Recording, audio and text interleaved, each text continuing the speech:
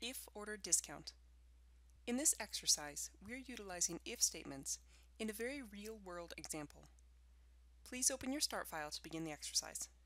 Before we actually jump into completing the table, let's do some formatting so it's very clear and easy to see what we currently have. So to start, I'm going to add cell borders to the entire table. I'm going to click in the top left cell and press Control-Shift-Down arrow and then over arrow to select the entire table. If you're using a Mac, it's Command-Shift-Down arrow over arrow. Then I'll add the cell borders all around, and while I'm in here, I'm going to center align all of the content. Now I do need to then realign the left column, so I'm going to again use the Control-Shift-Down arrow or Command-Shift-Down arrow to left align the text. And then using that same process, Control-Shift or Command-Shift-Right arrow, and I'll give this a dark green fill color with bold white font. Okay, now that it's formatted and we can see what's what, let's go ahead and talk about each of the columns. The first column has the products. Pretty simple and straightforward. The second is the order cost, and this is a cost anytime any of these products are ordered, no matter how many, there's just a flat fee order cost associated with the order. Discount volume is in the third column, and this simply means if you order at least this many units or more, then you get a discount cost per unit.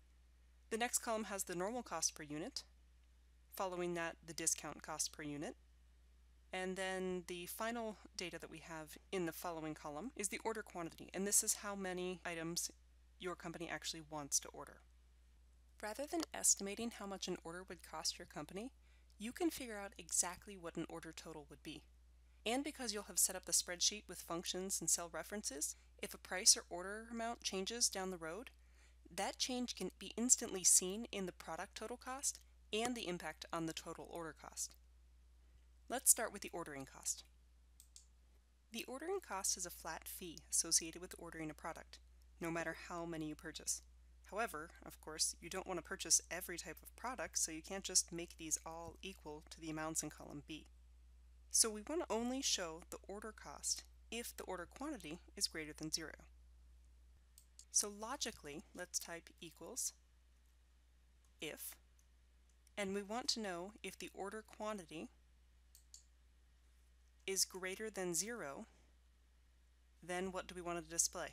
Well, then we want to actually display the order cost. And if it's not, if we aren't ordering anything, then of course the order cost would be 0. So we can just type 0. Close the parenthesis, and this gives us the order cost of 15.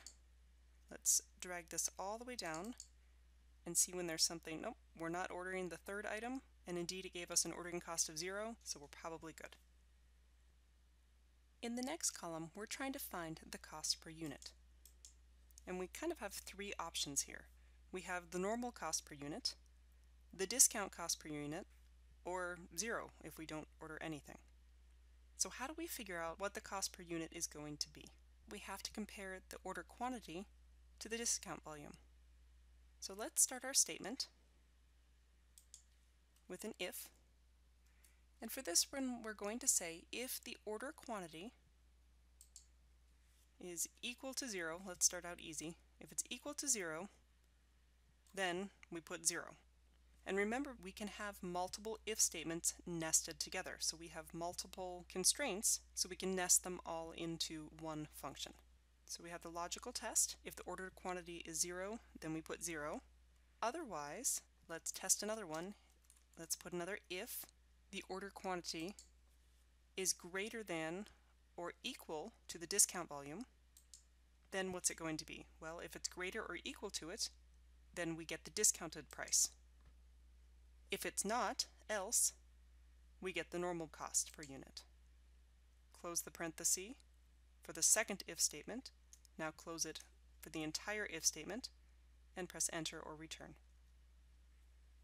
So we get the cost per unit as 1. That's a good start because we didn't hit the minimum order discount volume for the first one, so it gave us the normal cost per unit. Let's find one that we did hit. Here's one we hit. We ordered 14,000 of the shaft bearing, so it should be 18 cents instead of 20 cents, and indeed it is. The last column is the total cost. So what do we have for our total cost? We're going to type equals, and the first thing we have is the ordering cost. And then we need to add to that how many items we're ordering and how much each costs. So I'm going to put a parentheses and take the order quantity and multiply that by the cost per unit.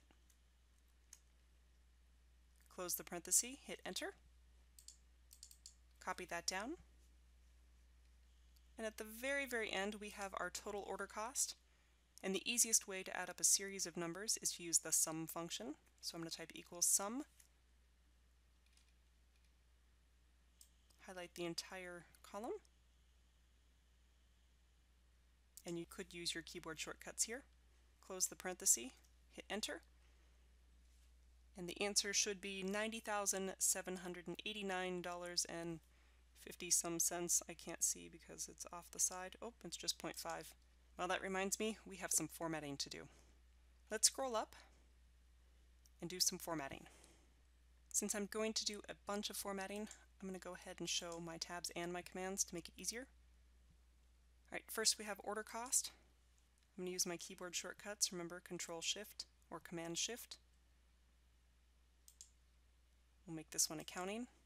Select the second. This will be comma style with 0 decimal places, since you can't have a discount volume of 6,000 and a half. You don't order a half of an item. Normal cost per unit, 2 decimal places with accounting style. We'll do the same thing for the next one. Order quantity, because the numbers are greater than 1,000, add that comma style. Again, you can't have a half an item, so we'll round this. The order cost will be accounting style, and so will the cost per unit and the total cost, so I'm going to grab those both at the same time and format those with 2 decimal places. Go down and do the very last one the same way. And now you have a great dynamic spreadsheet that takes a somewhat complex and multifaceted table with different parameters and condenses it down into subtotals and a total order cost just by using some simple logic and functions.